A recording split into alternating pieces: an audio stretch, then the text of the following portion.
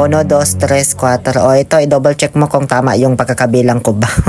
Sakay, dwara, talura, patira, limara, 10K. Dati aram sirin. Tani pa ni ba ang kula? Ano ba to? Parang maliit bigayan ngayon na. O ayan o, 20 mil na yan lahat. Bigay mo na kay Oliver. O ito na pala yung kinubra natin. Huwag ka na lang maingay ha. Baka malaman pa ng ibang kontraktor ah.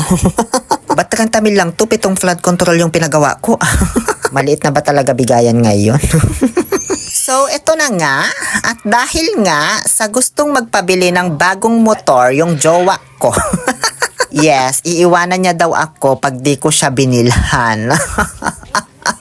So dahil sa tanga ako, heto, napilitan ko na agad ibenta itong baka ko na nabili ko last year lang. Ayun o, tumaip pa. So after mag-ilo at magkaukaw nung baka, ngayon ay isasakay naman na siya dito sa truck. O syempre alangan naman sa tricycle mo isakay yan.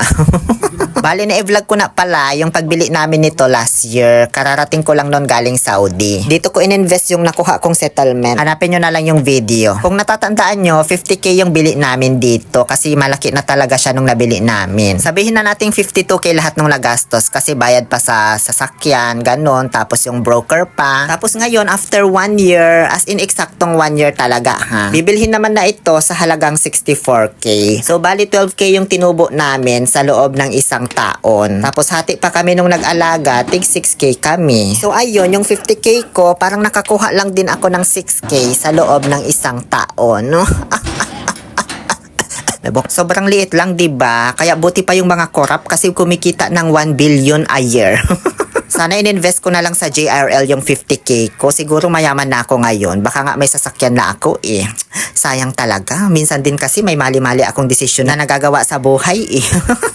So yung pinakita ko po nung umpisa ng video, yun po yung initial deposit nila. Tapos ngayon na kinuha na yung baka, ito na po yung balance, full payment na. Ngayon ay hawak ko na yung pinagbentahan, napuhunan ko lang ha, tinabi ko na yung tubo para di na magalaw kapag bumili ako ng motor ng jowa ko. Kaya tong 50K sa brand new na motor, magkano na ba Rusi ngayon o kaya Moto Posh? Wala naman akong idea sa mga presyo ng motor ngayon ah. Tara na nga, bili na tayo bago pa tayo iwanan. At heto na po yung nabili ko gamit yung perang pinagbentahan ko ng baka, hindi yung pera ng taong bayan. Ito po pala yung matagal ko ng pangarap na DJI camera. Hindi motor ng jowa na para bang may jowa nga talaga eh, wala naman.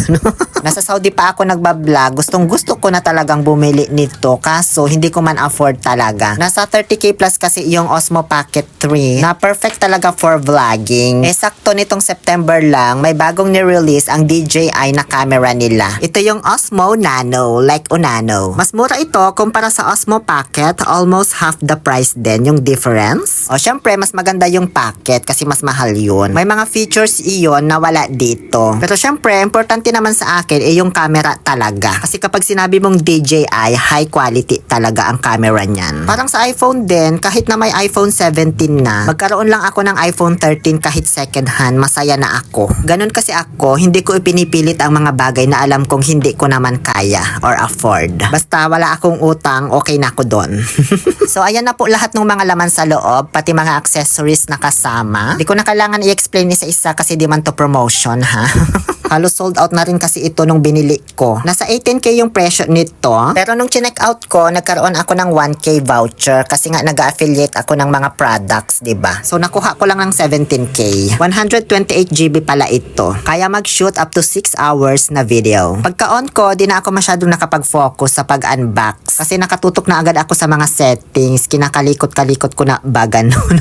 Powered by magnet na yung attachment nito. At isa sa mga nagustuhan kong accessory niya ay itong necklace na may magnet na kung saan mo idedikit yung camera. So ngayon, pupunta tayo sa bukid kasi doon tayo mag-shoot para maipakita ko sa inyo yung quality ng video nito. Dito ko pala ikakabit sa motor katabi ng cellphone na ginagamit ko din pang vlog para makumpara natin. So dyan yung iPhone 12 sa my holder, dyan naman sa my headlight yung Osmo Nano. Sa motor ko kinabit para matest talaga natin yung stability niya. Kasi mas matagal matagtag yung kuha ng video kapag nakakabit sa motor yung gadget kumpara sa hawak mo ito habang nakasakay ka. Ngayon, simulan na natin at andito na tayo ngayon sa may lubak-lubak na bato-bato. At ang nakikita nyo ay ang kuha ng aking iPhone 12. 4K resolution, 60 FPS na yan. Matagtag yung kuha, diba? Yan yung kinakainisan ko kapag kinakabit ko yung cellphone ko sa motor tapos nagbi-video ako. Ngayon, ipapakita ko naman sa inyo yung kuha ng Osmo Nano. At ayan po yung kuha niya. Partida, mas mababa resolution ang ginamit ko dito ha. Nasa 1080 lang ang resolution at 30 FPS ito. Pero mas stable at mas malinaw, diba? Bukod pa dyan,